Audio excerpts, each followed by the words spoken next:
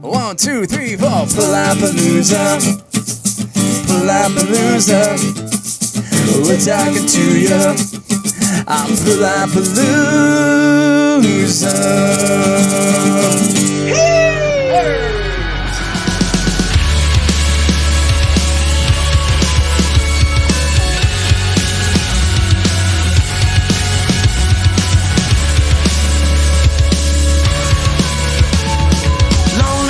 Want company, take a breath, you're just 19, you'll figure it out. Don't bring yourself down. The Frets are in the house, ladies and gentlemen. What's going on? Oh, not much, just getting by. How about yourself? Getting by, that's a good way of putting it, dude. 2020, getting by. That's a good slogan. Yeah, I think that's where we're at these days, man. It really is, yeah. We're here with Liam Wilkes, singer and guitarist, and Cody Seeger, guitarist and producer, correct? You got it. Congratulations on the San Diego Music Awards Song of the Year for Naive Adolescence. Thanks, mate. Yeah. Yeah, it's we were a little shocked, but I'm very grateful, obviously. Nice honor to win. It's a great song, man. I've been rocking it. I don't know how time flew so fast that I don't wanna let go tonight. Reminisce about the times you lost touch with. You had some good company in that category, dude. As I Lay Dying, Blink-182, Hyree, Little Hurricane, POD, Switchfoot.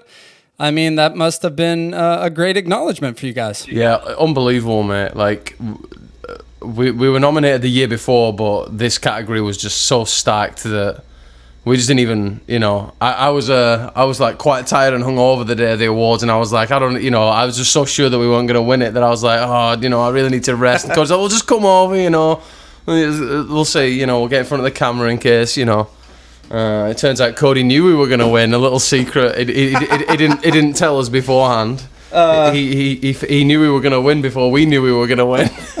we shouldn't talk about that. Yeah. Well, I don't know if it really matters. I mean, there was so much adapting, obviously, with this year's San Diego Music Awards being a live stream. And you got to shout out Kevin Hillman and everyone involved there. Yeah. I mean, so accidentally how I found out when they sent the link out to test, I logged on early and they were doing a dry run of it. So I saw about an hour before we actually won, and I didn't tell the guys, but I'm like, oh shit, we got to be together for this, because we were just going to do it, from our homes. And I was like, no, we got to make sure to be together, because none of us thought we were going to win. And he kept it a secret as well. He didn't tell us, and like he did a really good job of covering up. I would have never known, honestly. Like we were all completely shocked when it happened. So Cody's good at keeping it to himself. Yeah, we were bummed. We were supposed to play that show with you guys at THC with Sprung Monkey, but oh yeah, good old COVID. No, I know. Damn COVID. I had that on the list to talk about. March 20th was our show at the Holding Company, Ready, Set, Survive, The Frets, and Sprung Monkey. And right before then, we were shut down. I want to say maybe a week or two before is when the shutdown order came into place. And at that time, we thought, it probably lasts, 4 or 6 weeks. I think we rescheduled it for July coming up here soon, and that's going to be postponed as well, obviously. So really bummed. I mean, me and the guys were really looking forward to sharing the stage with you and definitely Sprung Monkey. Yeah, we were really looking forward to it. We've been for years. When it was Gallagher's before it was THC. We always wanted to play there, and then we played the original Holding Company one time. Yeah, back as our other band. Yeah, before we were the Frets. But yeah, we what was it that we Springboard Festival? I think Modern History and Aviator both played at THC, and I was like, okay, we need to. I'm looking forward to playing a show at THC. And so yeah, really good about that, because that would have been that would have been all the main venues that I was excited to play in San Diego, as far as I can think of. So yeah, that sucks, but it'll come around eventually when this all hopefully blows over. I think it will come around. Yeah, I was talking to Ernie, the drummer, and they were considering maybe doing a live stream. I don't think that's going to happen in July, but it'll all come back around. We're trying to stay optimistic here in the scene. When do you think shows are going to start back up? Right now, I mean, for us, we have time to record and do it right and not really stress about a certain date to release anything. We don't have any show where you can So we're taking a step back. We're finishing an EP right now that we'll have out sometime in the near future. It'll happen in the next few months, but just making sure we're getting that right. We did some tracking up in LA a month ago, and we're finishing the rest of it here in my studio, my apartment studio. And then, I mean, shows, man. We've booked a few that have keep getting moved and postponed, so we'll see. I don't want to really speculate. We're playing a house show this weekend, so that should be fun, a going away party. But Will that be outside? yeah, it's going to be outside, and people are supposed to wear masks and whatnot. But who knows what's going to happen? Hopefully, We'll protect ourselves. We know that. Totally, man. Yeah, I think that's kind of where it's headed. Maybe outdoor shows will be okay. Obviously, drive-through shows we're seeing. I went to the Switchfoot drive-in show. It was cool. Was that at Petco Park? That one? Yeah, exactly, man. That was in a parking lot right in the shadow of Petco Park. So Petco Park was kind of the backdrop. It was Hyrie, who was nominated with you guys, and Switchfoot, who was also nominated with you guys. So it was cool. I think that's the way it's going to go now. A lot more like you're seeing like stand-up comedians are all doing it as well. Just these kind of backyard, more spread out shows and stuff. I think that's going to end up happening eventually with all bands. I think they will just kind of try and social distance shows because I don't think it can last. Like this couldn't last for another 3 months. I don't think. I think there'll be kind of socially responsible shows at some point that are, as you say, outdoors and separated out a little bit. I think. I don't know. It'll be hard to manage though, liability wise and whatnot. You know. We've done 2 live streams too, which is like cool. It's just different. It's not having a live audience there, and it was fun. We did one in LA at this nice studio where we tracked at not too long ago. Yeah. In-Flight Music Studios. They brought us up and did like a really nice job. They put together the video and top-notch recording. And then we did the other one for Band Together for Same But Different Fest and Music Box. Those guys put that one on. So we did that. That was a blast as well. That was a little bit more casual, just interact with everyone on the chat while it's happening and that kind of deal. So they were both fun. It's different. It is different for sure. We're itching for a great show with a crowd. I think that's the one thing that's really good that's going to come out of this, though, is that everyone's kind of stockpiling new music and is raring to go. And I think everyone's kind of working on improving themselves in this break because there's no excuse. I feel like every songwriter now is just at home being like, we've got to write something or be ready for when this comes back. I know everyone we know who's in bands are all, writing or recording or, rebranding or doing something. So when this comes back up again, I think we might see, some of the best stuff we've ever seen in San Diego, honestly, from all the bands. It'll be fresh and it'll be new and there'll be a lot of energy. So I'm looking forward to it, Totally, man. Yeah, well said. And a new appreciation for live music, right? Oh, 100%. Yeah, definitely. Yeah, drinking and listening to good music is going to be, I think, the thing of 2021 for sure. Yeah, lots of drinking at bars. I mean, a new appreciation for everything, really. I know it's been said, but, appreciating the small things like going out to dinner and going to a bar. I mean, it's a lot of our freedoms have been taken away from us in 2020, no doubt. Yeah, but it'll all come out for the better, I feel like. Yeah, I'm looking forward to I'm excited for other band stuff as well. Just as I'm excited for us to get back on stage and do a big show and be really prepared for it. And we're gonna be able to cut songs that we've been playing for a long time and add these new ones in, and it's just gonna everyone's just gonna feel fresh. And I think the performances will be better. Everything's just gonna get better after this. I'd like a change, but I don't know why. My head's gone down, my head's gone down. You mentioned Band Together, the live stream. I tuned into that. That was put on by Same But Different Fest, Garage Mahal, your friend Jesse, right? Oh, yeah. And Emerald Age Studios. So chat about that. I know you guys are good friends with Aviator Stash, who won Best Indie, and Modern History, who won Best Rock. They were also involved with that Band Together live stream. Did you guys want to talk about that a little bit more? Yeah, I mean, we're just like good buddies with both of those guys because we played countless shows with each one of them, and the 3 of us together with a few others on the bill. We've actually done, I think, 2 Music Box shows with the 3 of us and a few other acts, and those have just been bonkers. I mean, the last one, I think we had a line out the door. It was Modern History's EP release show. We released a single. I don't think Aviator Stash was putting anything out, but they brought a bunch of people. I mean, That's on a Thursday as well. yeah, it was a packed Thursday, so that was a lot of fun. That was in January, Yeah. I believe, right? Right before everything started to go downhill. It's really nice though, because we've known Modern and Aviator for so long now. We've been good friends. We've done a lot of shows together. We hang out, all the time. And it's just nice because it's been a couple of years or so, and we've known each other, and it's really interesting to see that the progress that they've made, the progress that we've made, all together, and that's why it felt really good the other day with the awards, with all of us winning our respective fields or whatever.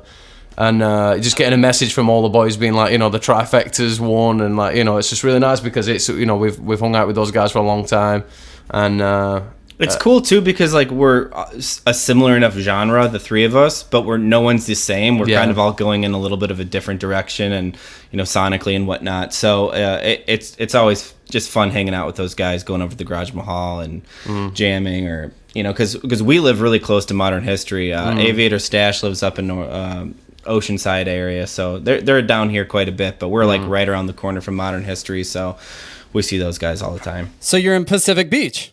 Yeah, Liam and I live next door to each other. Our drummer John is 5 minutes away, and then our bassist William is he's over in kind of North Park-ish area, and I mean he's out here whenever.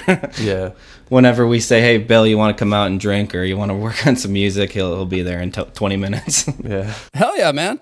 Yeah, the Garage Mahal was super cool. Ready, Set, Survive did a little session in there, and their little garage obviously right there in PB. Yeah, if you ever look up on the wall and you see the pineapple in the corner, that was before we were the Frets. We were Lads Holiday, and we used to have this giant pineapple that we'd put at the front of the stage. And people could wear as a costume. Yeah, and so that was like our gimmick thing right when we first started out as Lads Holiday. And then when we transitioned into being the Frets, and we did a Garage Mahal session and a little interview and everything.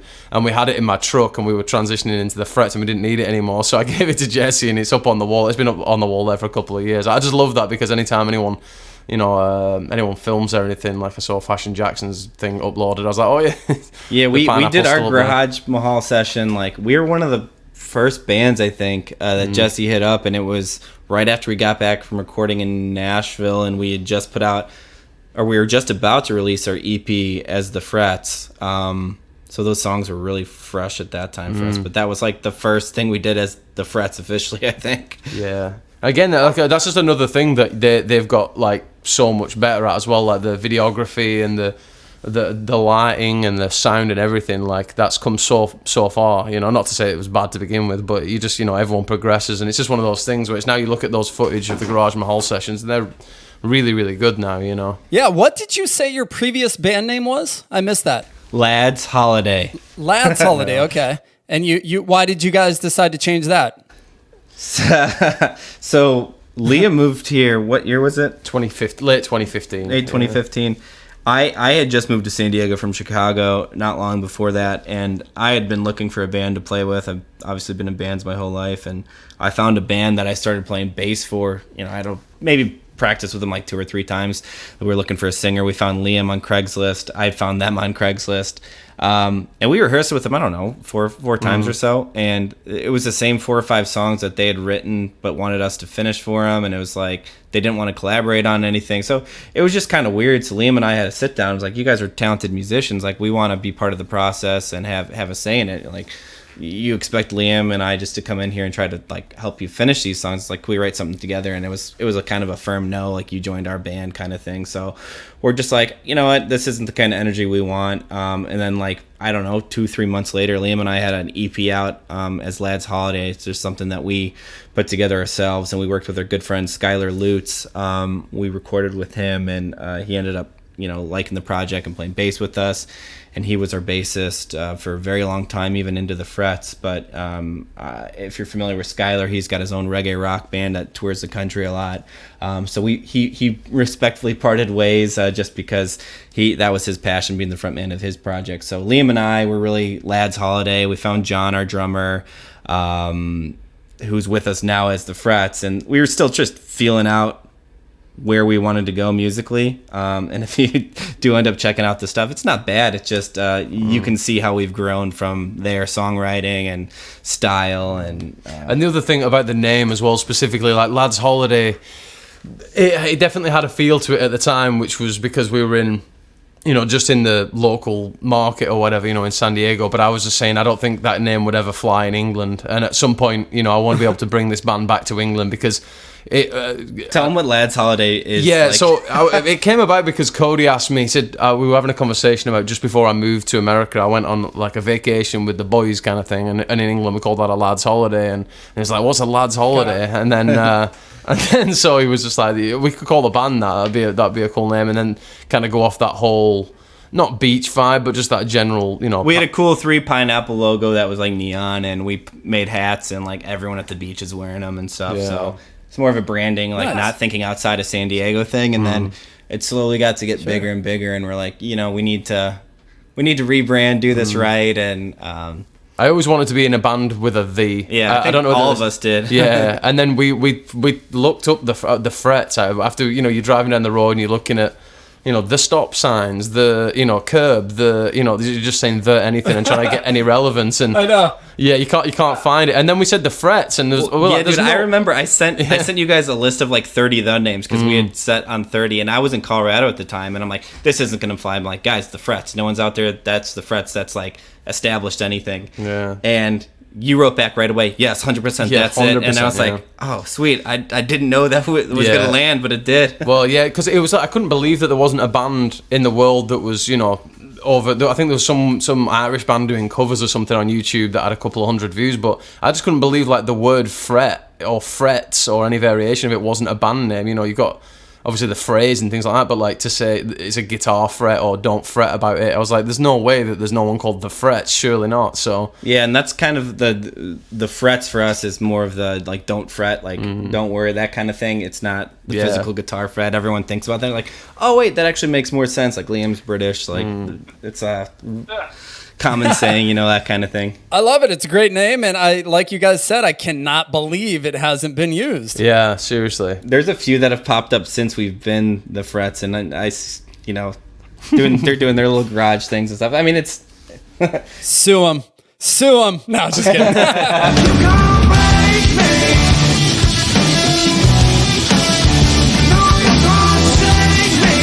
Everything you've released is independent, or have you jumped on any labels? No, man. So we've done everything, for the most part ourselves. Our first EP, we worked with a producer and we went to Nashville, and that was really a great learning experience for us. We got to kind of see how a big studio operates and work with someone else to help with the songwriting and stuff. Not necessarily, more like the structure and just kind of the whole process, more of a mentor than anything. And then the most recent stuff, like Naive Adolescence, we did that in my bedroom, and Tell, our other most recent single, we did that one, just in my apartment studio. I did drums at Garage Mahal. Yeah, I think we went to Garage Mahal to use the space to track drums, and Jesse helped, set up the mics and everything. But we had an afternoon tracking some drums there. But I mean, for the most part, we're doing everything ourselves right now. We just did a batch up in LA where we went to a nice studio. We got the budget together to do that, and now we're doing some of the fine tuning and more production work here at my place. And I mean, it's the best way for us. And now that Liam lives next door to me, it's like, hey, like, how's your voice doing? You want to work on, this song today, or you want to like do some ad-lib stuff and try to see where we can take this track. So it's really helpful from that sense that you can just walk over. There was a big shift as well, because at one point when I moved to the country and my visa situation was kind of different, the focus was if you can get a decent record deal that can be believed by the government or is it's fairly reputable, you can get a visa off of that. So at one point, the entire focus was like, it'd be great if we could get signed, because then I can sort out my work visa in this country. But since I got married, I don't have to worry about that so much. So now it's much more of a holistic, finding our own sound, sonic, focusing on like the sonic quality of everything, and just finding our tone. Rather than having to pander to any to try and get signed, we can kind of be ourselves and find it. Yeah, and we've also, we've talked to a bunch of different potential managers, and we've spoken with some labels and that kind of thing. But right now we haven't had a conversation that really has been like, wow, that's exactly what we need, what we're looking for. It's just like the more we're realizing it, there's so much that we can do ourselves that we don't need someone else to pay someone else to tell us what to do or how to do it. I mean, we're working still on the branding and the imaging of the band, and like that's with this new EP, I think it's all going to come together. But we're still open to that idea of going that route, but we just haven't had anyone that's come across the table so far that we are like, yes, we want to do that. Like, that sounds like a great idea. And everything with COVID now, any of those conversations or any traction we had anywhere like that is kind of fizzled out. So we're just going to see where this next EP takes us, and just doing it ourselves, and reassess after that if this is going to be anything bigger than that, or if not, we're just going to continue to do something that we love. So either way, we're fine with it. Yeah, I mean, I have to agree with you with DIY. There's so many pros to that in flexibility of schedule and obviously budget, like you guys mentioned, and your production quality. I mean, being the producer really stands out to me when I listen to your recordings. It's at a professional level. For sure. Thanks, man. Appreciate that. I mean, we do work with our good friend Tyler Spratt out of LA who does the mixing on the back end. So we get him everything. We kind of bounce a rough mix and say, here's what we're going for. And then he really brings it to life. So he does a killer job. And I mean, we're all just like kind of getting better and better at like fine tuning the recording process as well. And, slowly upgrading the home studio to where you wouldn't even be able to tell that, oh, you did that in your bedroom, not at a professional studio. So we're just slowly figuring it out, where we can make it the most budget friendly but sound as professional as possible. Yeah, and I think a big thing as well is when you go to a studio, and you in a traditional sense, and you have a producer and you have an engineer and there's so many middlemen between you and looking at the actual Pro Tools or whatever. You kind of lose a lot of control there. When you've got the stems and you sat there looking at them yourself and you go, right, well, it's a lot nicer to be able to go, well, I want this to rise here, or I want this to have an effect just here. I don't want reverb here, but I don't want reverb there. When you're doing that with a producer, I feel like you're always you're having to do back and forth edits, and it's like you both feel like you're getting under each other's feet. I think there's a lot to be said doing it on your own, Yeah. There's also a lot of pressure too. It's like you pay for this block of time and you got to try to get as much done as possible, and it's just like, oh shit, like you don't have that luxury of, oh, we have 3 weeks in the studio to get this thing however we want. It's like we have 1 day to try to knock out 3 tracks, and that's what we just did. And everything that we needed to get done there, we did. So we're happy with it.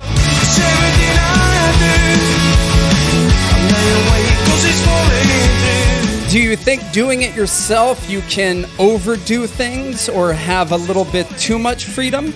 Yeah, I think like for me, it's like I sit with these songs and it's just like I try little things, and I'm quick to bounce them to the guys to say, what do you think about this? Because if it's an immediate, yeah, I hate that, it's like, all right, yep, we'll scrap that idea and I won't get too far along on something.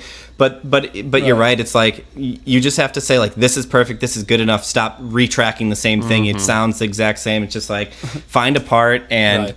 But like my process and Liam's process, it's like you got to sit with it. So you do something, you sit with it for a day, and then you listen back, and you can say, "Oh wow, that's absolute shit," or it's like, "Wow, that's exactly, now let's do this correct." And that's the big thing. I think it's just always taking a step back, listening to other similar genre of music, having some reference of where you want to go, but being unique and creative in your own sense. So it's. Yeah. I think another thing as well is that we're getting closer to trying to when we go into an actual paid studio and we're wanting to get as much tracking as we can possibly in the time space that we have. It's the process leading up to it. Yeah, well, there's a lot of you have to. What am I trying to say? There's a lot of. It's good just to, when we go into the studio, we're prepared, like we've rehearsed so that we can basically go in there and do all of the takes. So then when we come to look at the production afterwards, it's kind of more of a sprinkling of things. There's not it's not. Some people sit there and go through every verse and every bridge and record it and edit it before they even get to the end of the song. Whereas we kind of record the whole song. Yeah, we do live track, and that's works well for us. I'm a big fan of live tracking. I think it gets a lot more feel in it, and then you can kind of overdub. I'm a big fan of live tracking. Wow. Okay. Even for vocals. Yeah, so we did vocals live, and then there's the majority of the time it's like 80 to 90% of that stuff we can keep, and then adding harmonies and other things overdub on the top. Yeah, of it. and that's what we do at home. Like when you're renting a big studio that has drums and mics and all these crazy things in there, there's no point having everyone sit around while I do overdubs, when we've got a great microphone and preamp at home. It's just track the lead vocal, track the guitars and the drums, and get the hell out of there and go home and finish it up yourself. Liam, you are from Manchester. We sort of mentioned that. That's about an hour drive from Liverpool, right? Yeah. Did you play out in the UK? What is the scene like out there? Yeah, it's a good scene, honestly. I was in a band out there. My cousin got me into a band. I was like playing piano and singing, kind of playing guitar at home on my own, and my cousin got wind that I sang, and he was the lead singer of a band, and then he got me in as a rhythm guitarist and stuff. But there's a great scene out there, especially in Manchester. Like it's definitely underrated. There's a lot of great venues there that are kind of like medium-sized venues. There's definitely a progression of venues out there that, you've got your bars and your clubs and then your bigger bars, but then it kind of jumps up to those small where you can fit 1,000 in, and then it jumps up. There's stepping stones out there, which is something that, again, like I'd love to kind of do a homecoming and go over there and just, for 2 weeks just bash out a bunch of shows in England with us, because I think but you never realise what's normal to you, what sounds normal to you is a lot different to other people, and so like all of we might not think of ourselves as like a California band in the sense of what you would think of a California band, but there's definitely influences. When I say we're hanging around with all these bands and stuff, and you hear these things and you go, oh, that's a great thing that he did there. If you take that stuff back to England, I think it would be a different. They would immediately go, oh, that's a lot different than what we've been hearing, because it becomes so insular when you're in your hometown so much. All the bands kind of start sounding the same. So I really do want to get us out there as well eventually. Yeah, and like most of our influences, like I introduced Liam to a lot of British rock bands when he moved over here that I really enjoy. And it's like over here, it's like, oh, we're kind of this British band, but like I feel like if we go to the UK, they're kind of like, oh, this is kind of an American band. So it works both ways for us a little bit. Yeah, I mean, I would assume bands like Arctic Monkeys, Catfish and the Bottlemen, the Kooks, stuff like that. Yep, big fans, massive fans. A little bit of Oasis in there as well, obviously from the Manchester vibe. it'd be great to represent over there for sure. And there's a lot of people in England who definitely want to see us live as well, because all they've seen is the online presence for the last 3 years, I would say. What brought you out here, Liam, to the States? My aim was to start a band. That's what it was. Okay. Yeah, I'd got out of a long-term relationship over there, and my stepdad kind of just hit me up. My mum and my stepdad moved out here a couple of years before I did. To San Diego, and he just rang me up one day after and just said, look, like, you've got no real commitments here. You could just get on a plane and come here, and I think you're in your early 20s. You should take a shot, and come out here and try and do something. And it's not often that a parent says that. So, right. I felt like I had to. I mean, honestly, I was in two minds about it until I spoke to my band back in England, and I didn't expect it, but all of them were like, you have to do it, dude. You're the one. You got to go over there and do it. Like, wow, you'd be insane to say. I didn't expect them to say that, I expected them to be like, oh, we're doing this and we're doing that. But they were completely supportive. We played one last show together. We had a great time, and all my friends and family over there completely were just like, yeah, I mean, you'd be stupid not to go from where I lived in a kind of working class area to go from there dropped into the middle of San Diego. It's a big cultural difference,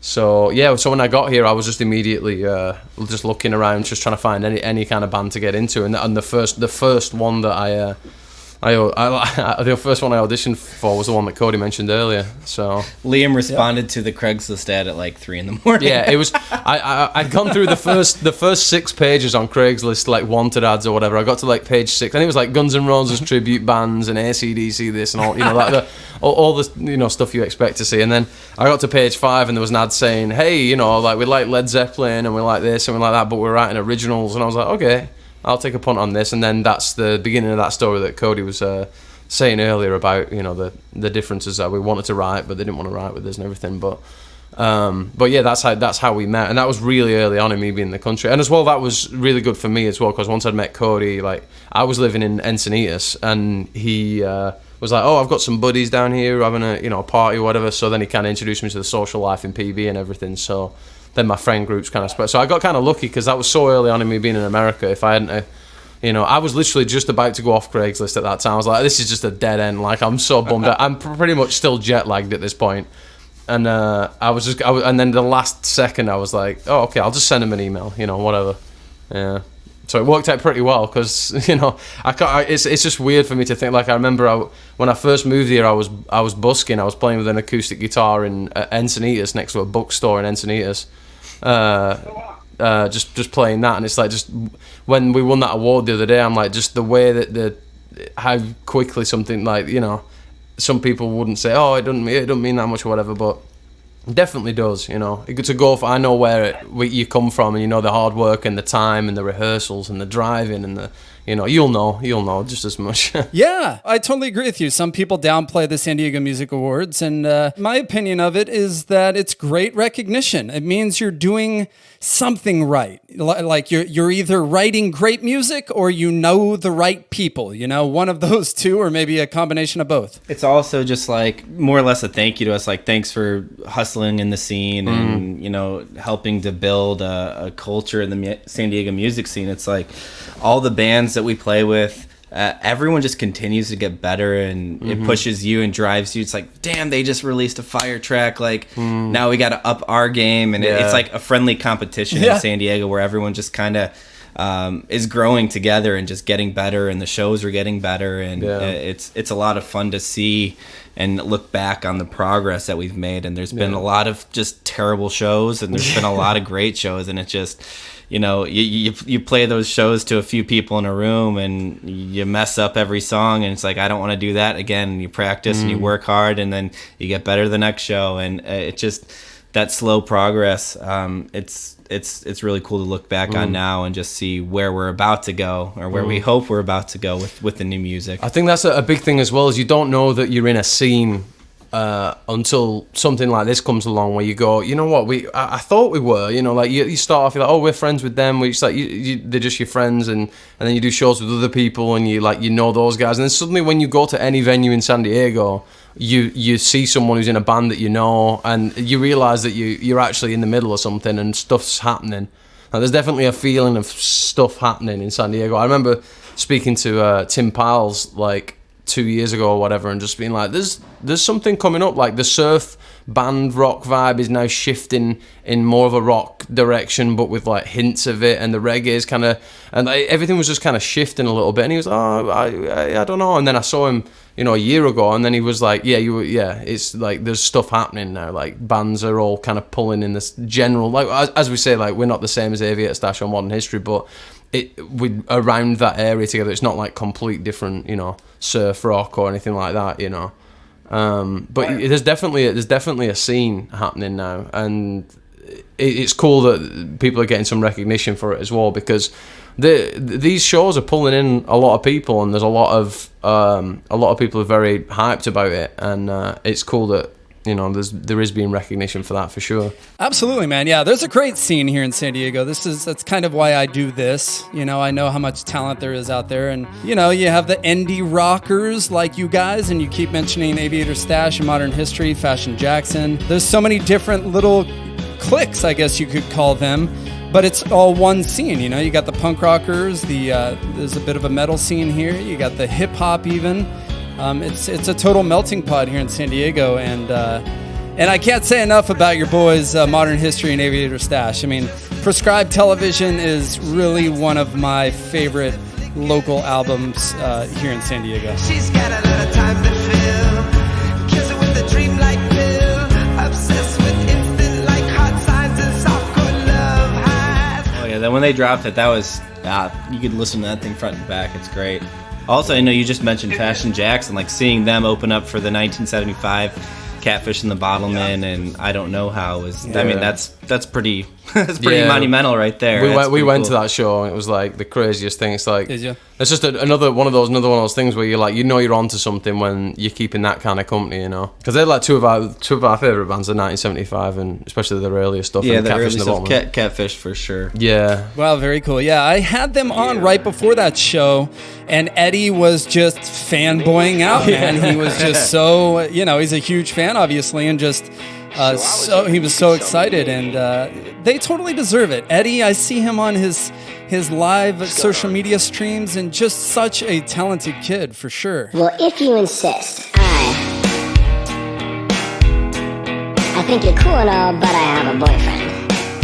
Yeah, I remember the first time we saw them, it was I was like, oh damn, they're really talented as well. But again, that's one of those things. It's like you can't, like you want to be like, damn, they're so young and so talented, but it just gives you a kick up the ass. You know, you've just got to hustle, you've just got to work harder and spend more time on your craft. You know, I remember the Jacks came down and were hanging out with us when they had a show, and Fashion Jackson at the same time. Where was that at? The that near not SDSU, what the.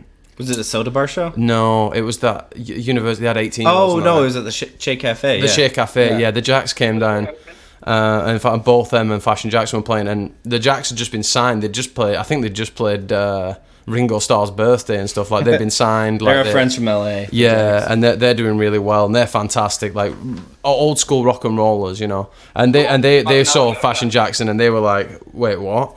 These are really, you know, they were smashing it, yeah. Yeah, that was a great show. There's a lot of great LA bands that came down for it. Yeah, Arms Akimbo. Cool. And yeah, all Arms Akimbo. Who else played that one? Yeah, the Jacks, Fashion Jackson, Arms Akimbo. We played.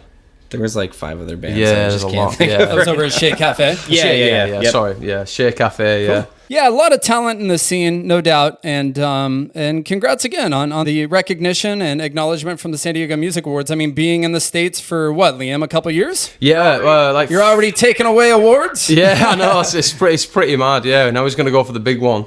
We'll just get a Right. the Grammys. Let's throw a Grammy in there. Yeah, we'll be fine.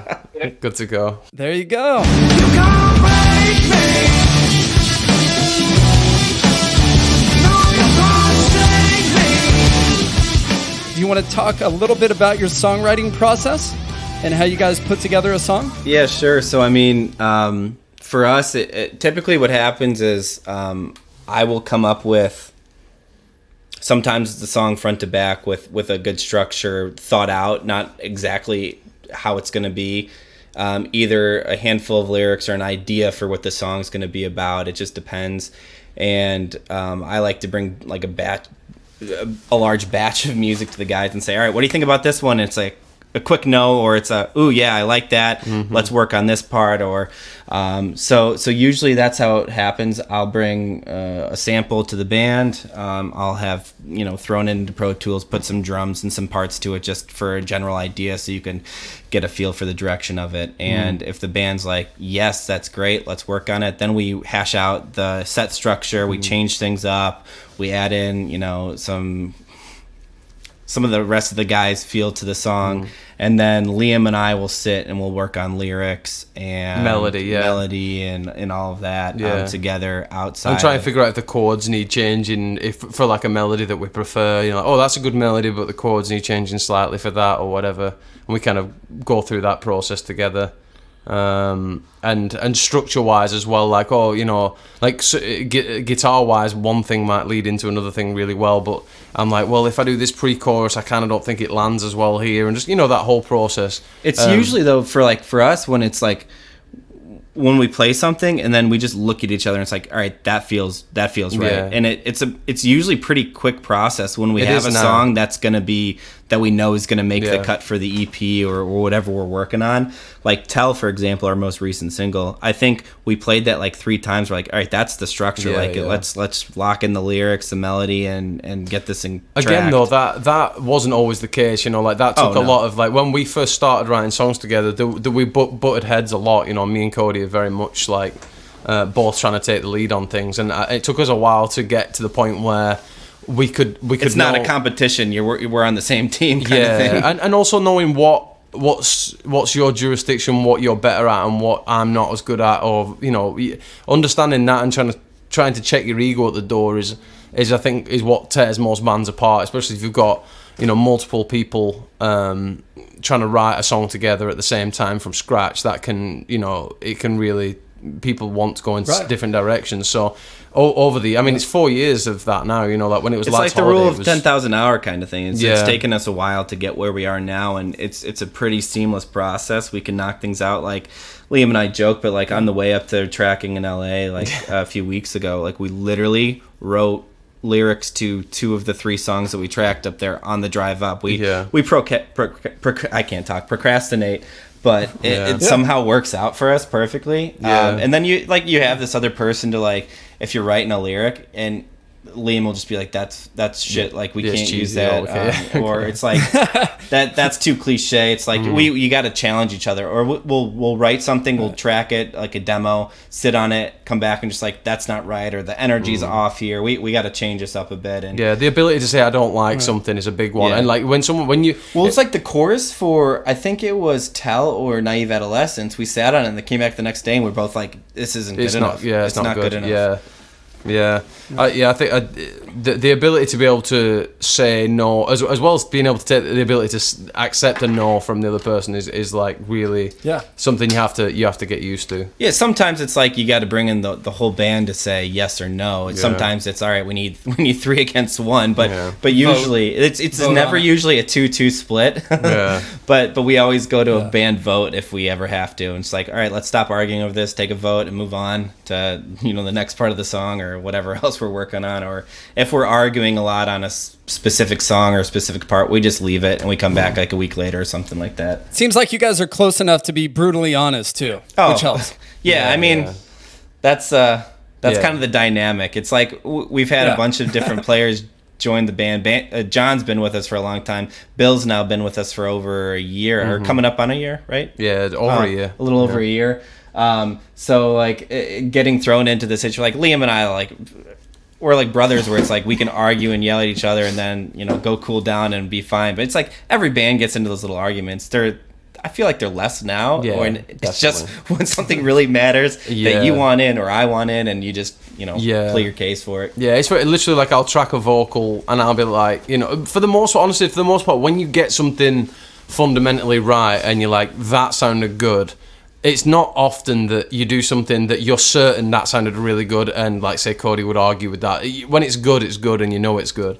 Just sometimes creatively you obviously have to be like, well, I think this is a falsetto, I think this is a whatever, I don't know. It's the ability to be able to go, well, I don't know about it. Like, you just have to be able to have the balls to say, well, I don't really think that, but why do you think that, or whatever. That whole conversation that just takes time. That's just I don't think there's anything else in life where you have to work so closely with someone. It's when you're trying to create art effectively. Like, it's supposed to be a representation of your life or the moment you're in or something like that. And it's really when you especially because as Cody said, like, he'll come with the initial idea and stuff. When you're the initial starter of an idea, when you've sparked the thing to life, it's kind of your baby. So when someone comes along and says, I want to fundamentally change all of this, like when me and Cody first met, that was a big issue. I was feel attacked in a way, but then you have to check your ego and just say, you're right. It's just, I don't like this, and it's like, well, but we've got past that now, It's and that only comes with time and patience, and you don't see it happening. But then when you look back, like right now, retrospectively, it's definitely come along a long way.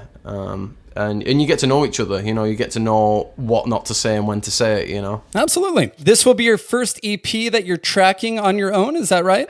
Yeah. So Naive Adolescence and Tell were the 2 singles we have out that we did ourselves as well. So this whole one will be self-produced and for the most part self-recorded, minus like the drums and the live stuff we did up in LA. But yeah, self-produced, and I think we're going to be working with our friend Tyler Spratt out of LA, who is going to mix for us, and yeah, make those drums sound really big. that's the Nice, process. man. Expect that in 2020 then, huh? I think so. Yeah. We'll have a new single out here Yeah. soon. Liam and I are actually going to track vocals this week, so Yeah, it's got to whip my voice back Cool. into shit. Yeah, very cool. I look forward to the new music. I'm always curious, is there a song that you guys are most proud of? Break Me catches my ear as well as Naive. What's your favorite song put out by the Frets? My favorite song is one that like doesn't get any attention, but it was just well written for the moment that it was. It was just one moment in time. Was Posh, which I really liked. Friends tell me I'm not your type. I'll change it down before now this is me. Am I not pushing up for friends? It was that song's more about like kind of a punk energy more than it's anything. much more kinda like- punky. It's very early Arctic Monkeys, very just Angular, fast-paced, yeah. like 220 beats per minute, like craziness. But it was just the way it captured an exact moment in time. We were in Shore Club, and there was a girl who she was drunk, and she said she was an English girl, and she said to me, she was saying that she's from London, and she was saying, oh, you're not, like, oh, I'm sick of these boys from the north of England, like working class boys, like, and we use the word posh in England, obviously, and I said to her at the time, am I not posh enough for you, is that it? And then she was giving me a bunch of shit, and we wrote a whole song off it where it was like, flirting with this girl, but then she just like, she was drunk, so she said all this shit, and it really got me mad. And Well, then, well, you had forgot kind of about that, and then I said, posh, that's like that British word you use all the time. I'm like, we should write a song called Posh. And like, dude, I got like an idea for it, and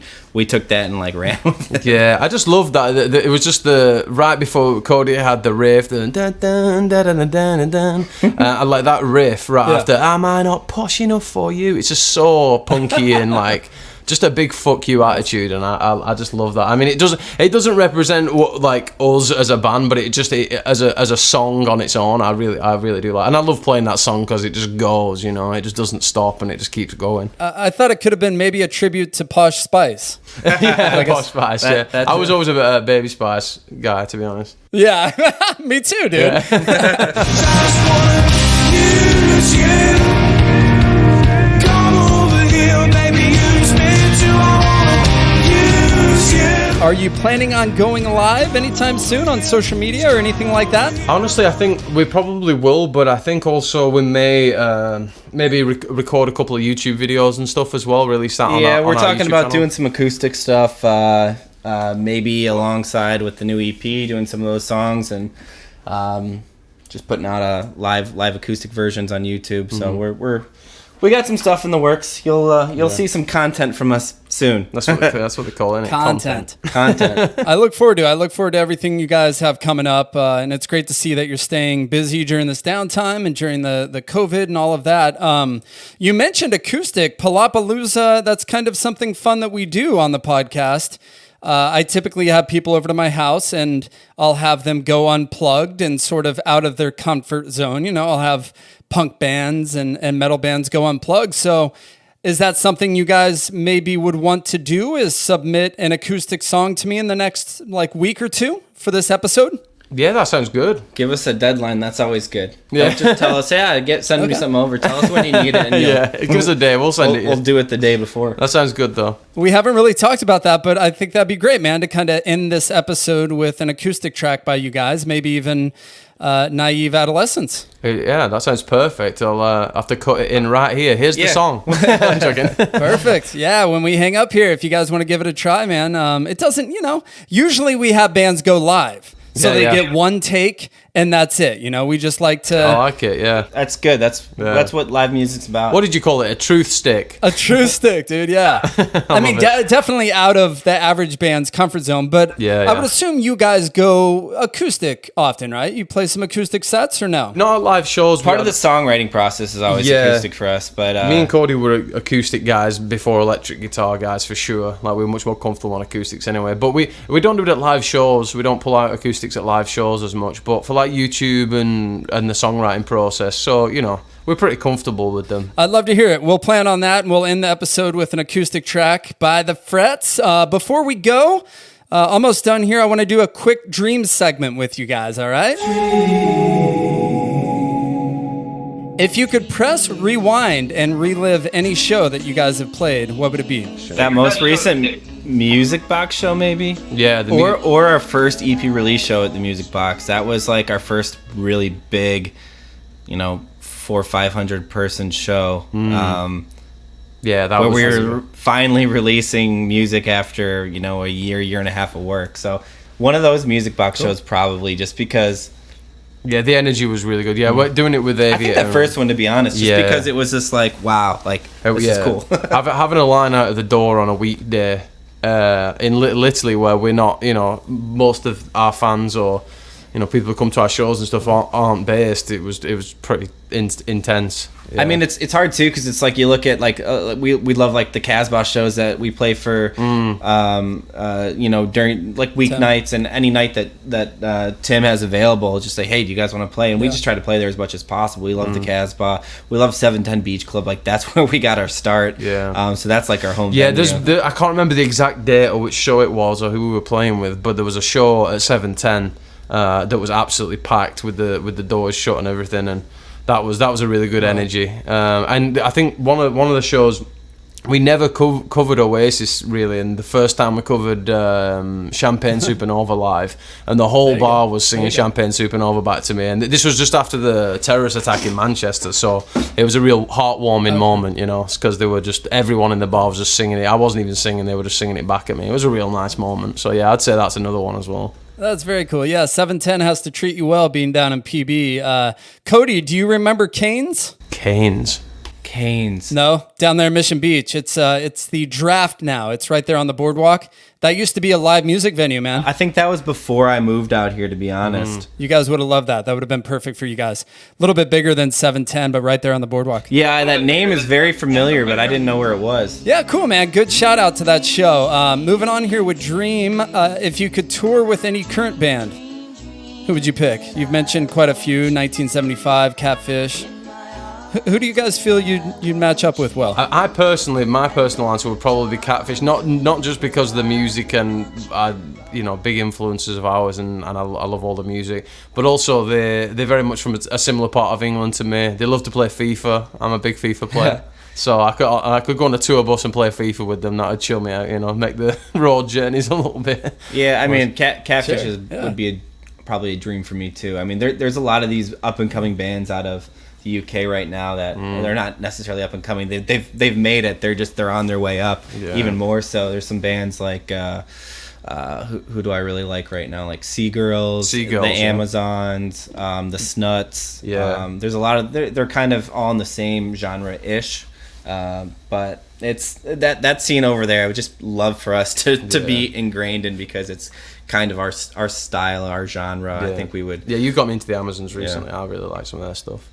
Yeah, Catfish though would probably be. Yeah, it's good. It'll be Catfish definitely. I just feel like I could get away. Get along with them. Hey, final answer? Yeah, I'm gonna go with that final answer. Cool. Yeah, I hope it works out for you. That'd be awesome, man. If you perform on Saturday Night Live, again, dreaming here on the podcast, who would be the host, and what 2 songs would you play? Do they have to be alive, or can they be dead?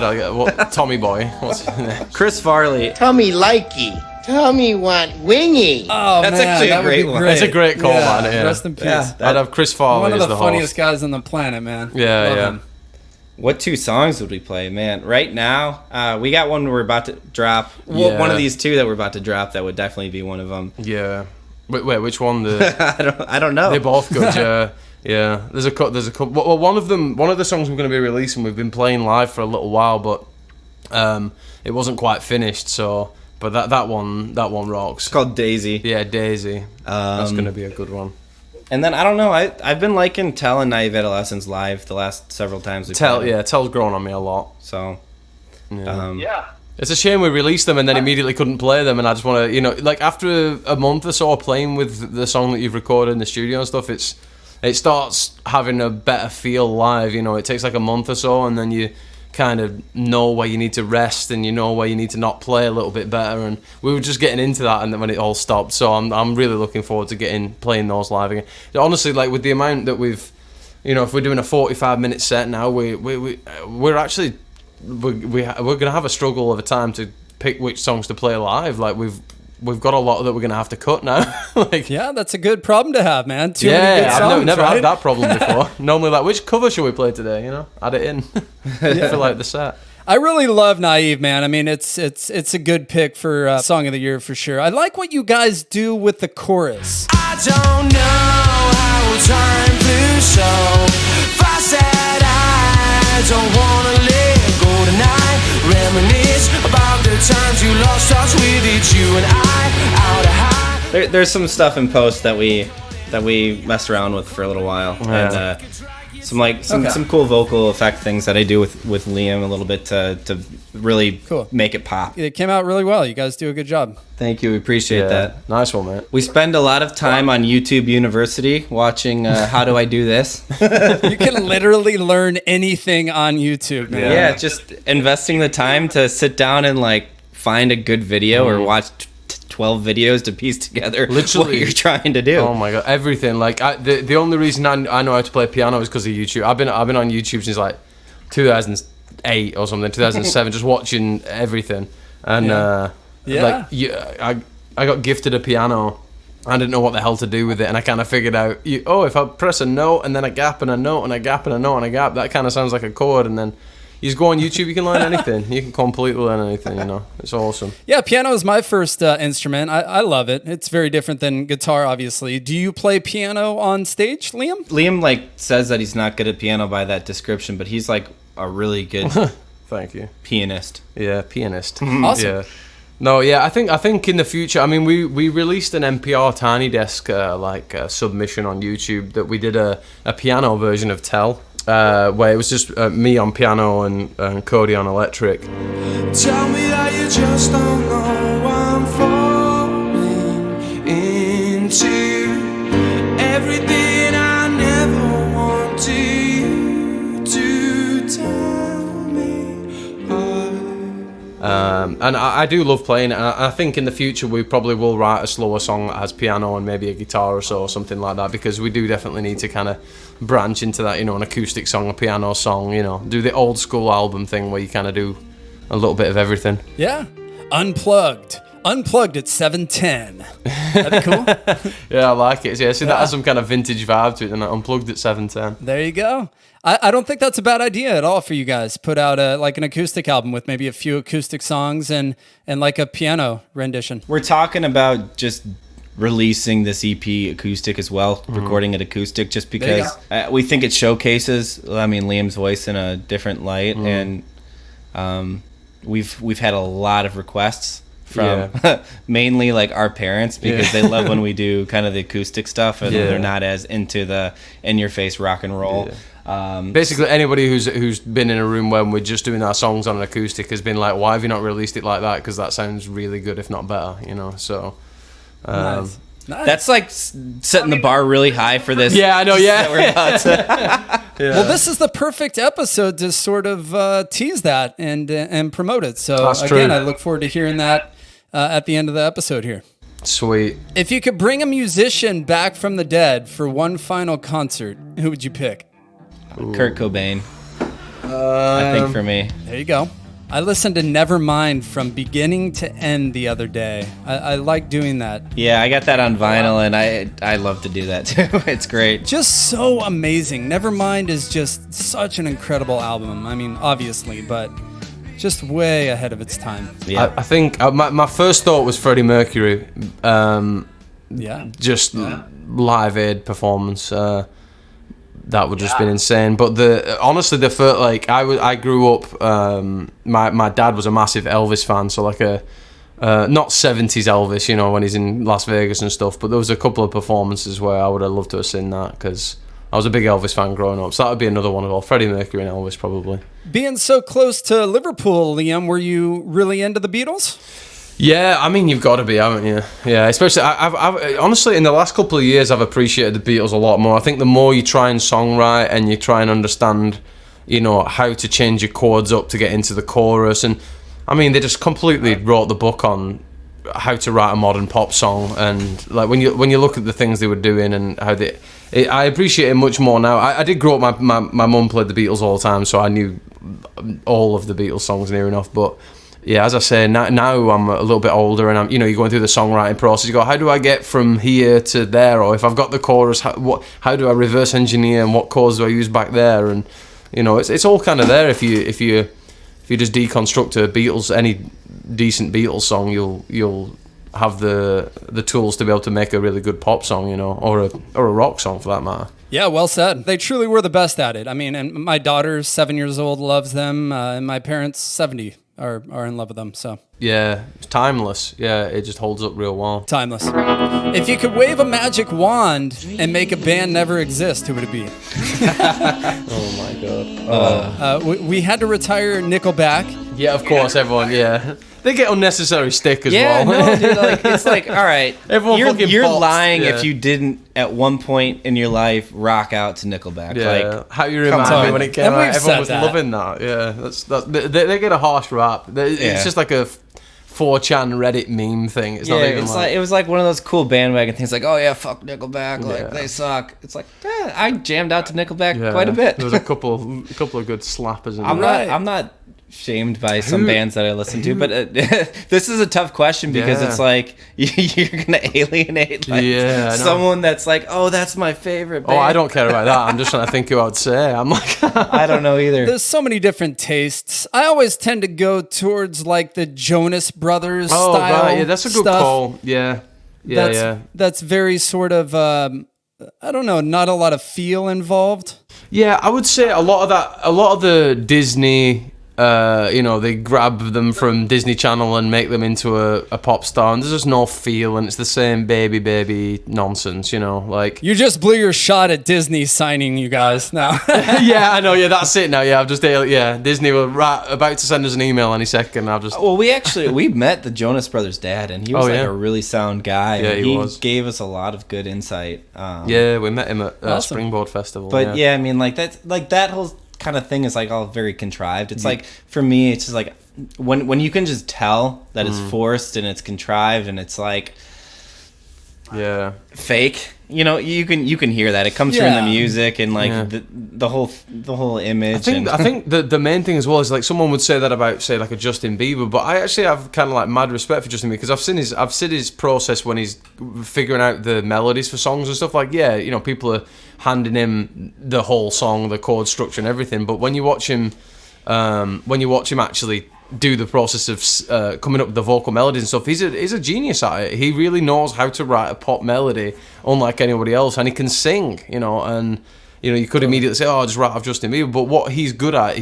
Now the difference is there's some people who are literally just getting handed the entire song, the entire vocal melody, and then they're not even singing it that well. It's not like they're great singers, and that's the ones that kind of rub me the wrong way. It's like, well, you didn't write anything, so it's not really art. You're not really making yourself vulnerable in any way, There's no vulnerability to your music, and then you're not creating it, so you've not felt any pain of being like, oh, why can't I write this? You can really feel the stress of a real musician because they've sat there and had that anger where you just want to bang the table and be like, why can't I come up with the thing that I want to come up with, And that's the fakeness that you can detect, and I think I can't think of anyone off the top of my head that fills all those I know boxes. it's like there's plenty of bands that are just like I absolutely hate them, but I just can't think of any of them right now. All right. Well, we won't narrow it down to any bands that we're gonna take out. All right. We'll just. I'll say modern history. yeah, modern I was history. gonna Modern history history suck. and Aviator Stash. Let's pick on some local bands. No, just kidding. Just start some Twitter beef and get this really going. Yeah.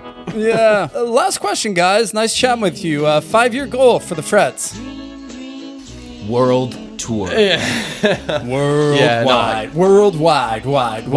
Prestige. I think 5 year. Yeah, I would definitely want to be. I think a full length album and playing in, because the thing is when we look at like the people who are listening to us on Spotify and stuff, some of the biggest numbers are in the craziest places. Like Chile and Japan, and like it's really like. Well, there's some places it's like where rock is like a staple, like in Brazil, and then you go to like Japan, like our numbers, and like some of those like big rock markets are like they're rival to anywhere outside the U.S. So it's like, I think for us 5 year, you got to aim high, right? It's like, okay, in a perfect world, we would have a sick record deal, and we would be talking about a tour opening up for a big act or something like that. Like that would be the pipe dream. I think my ultimate would be to be playing something like Glastonbury or something like that, even if it's one of the smaller stages, but just one of those big festivals that are iconic in England, like Reading, Leeds, and Glastonbury. Or like Transmit. That festival's lineup for the last 2 years has been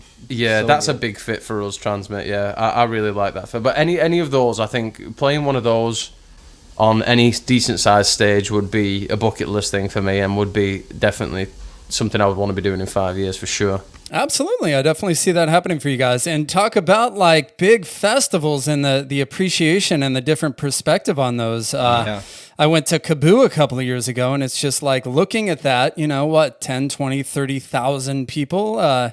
It seems a bit out of reach right now. Yes, it really does. Yeah. I don't know when that's. I don't know. Sorry to bring it down. No. I mean, it's the new normal, right? It's like the virus isn't going anywhere until there's a vaccine. I mean, it's going to be around. We're right around like flu season's coming up, so it's going to get worse again for a bit. It's I mean, festivals. Who knows when it might that's be gonna... it might be a benefit for the smaller venues, honestly, because as we manage this, the craving that would normally be satisfied by these big events might draw people to local smaller venues that will be open, who otherwise wouldn't have done. Yeah, good point. Have you guys considered going out of state to maybe states that have less restrictions? There's been no conversations. I think our core focus right now is like, all right, take a step back. Let's finish this EP. Let's get everything in order for what's about to happen, like release wise.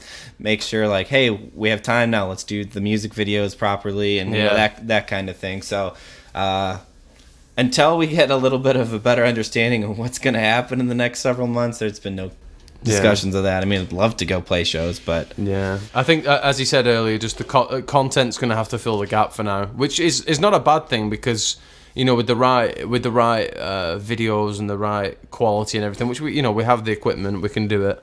We can film a good video, we can record good sound.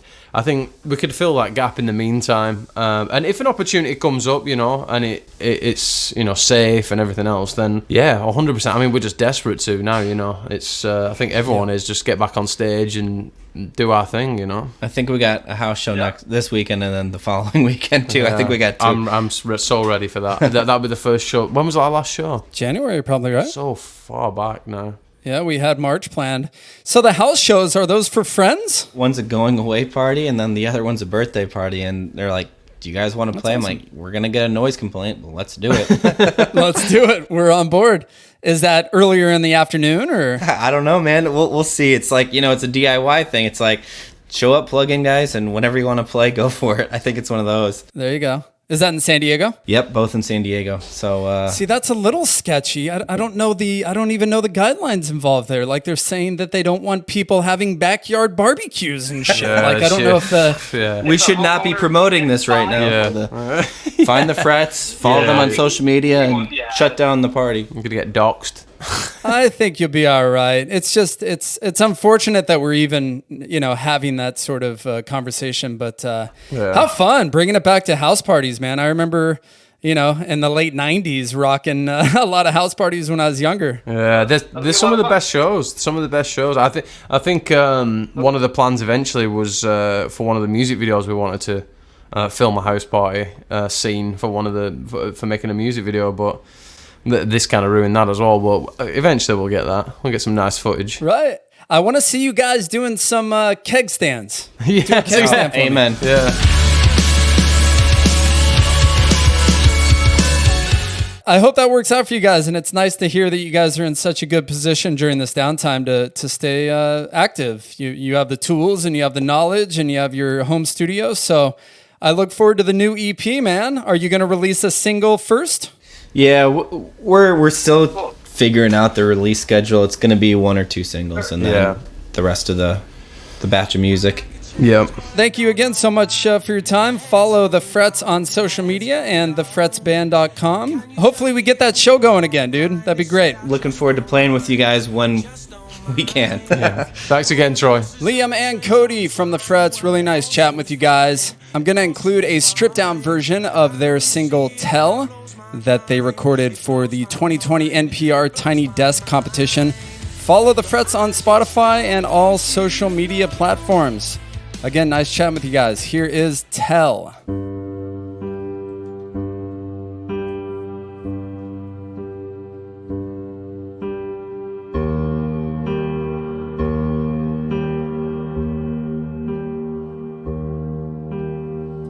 I like a change, but I don't know why. My head's gone down, my head's gone down.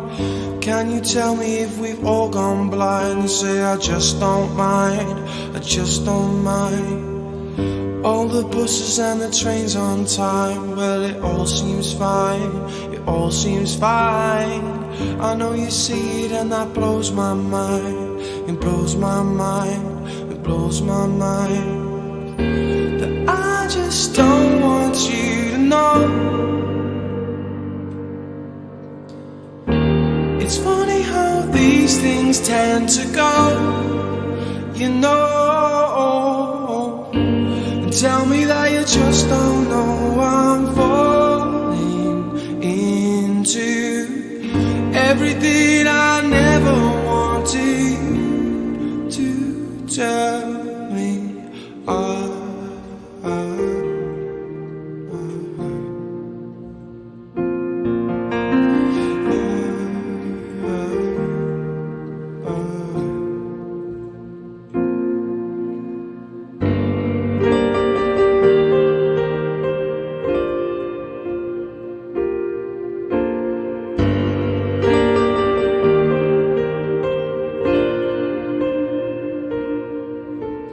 People getting greedy, yeah, like they always do. Only getting briefly, yeah, they'll leave the rest for you. You tell me that you need me, yeah, well I don't want you to. I'm making things uneasy, yeah, 'cause I always do. I just don't want you to know. It's funny how these things tend to go, you know. Tell me that you just don't know I'm falling into everything I never wanted to tell me.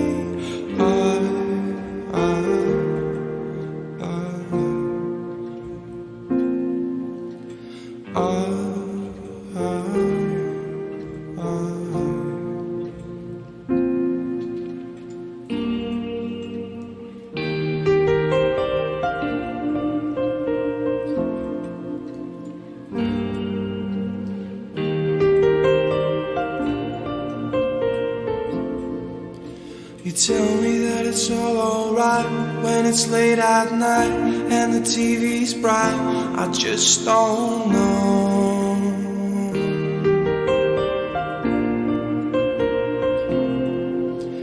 Can he get another drink so he just won't think that he wants to go? He's going home.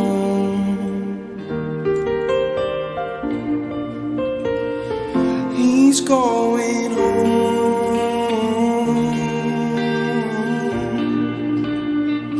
He's going home.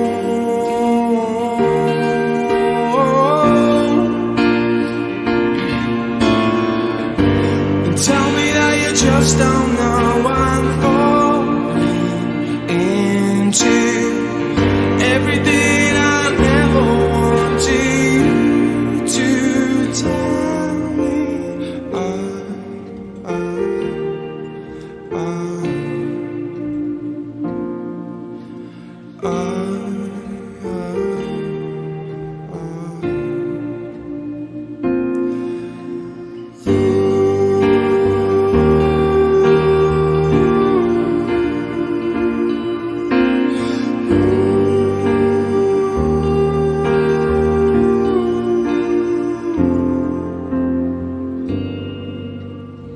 1, 2, 3, 4. Palapalooza, Palapalooza. We're talking to you. I'm Palapalooza.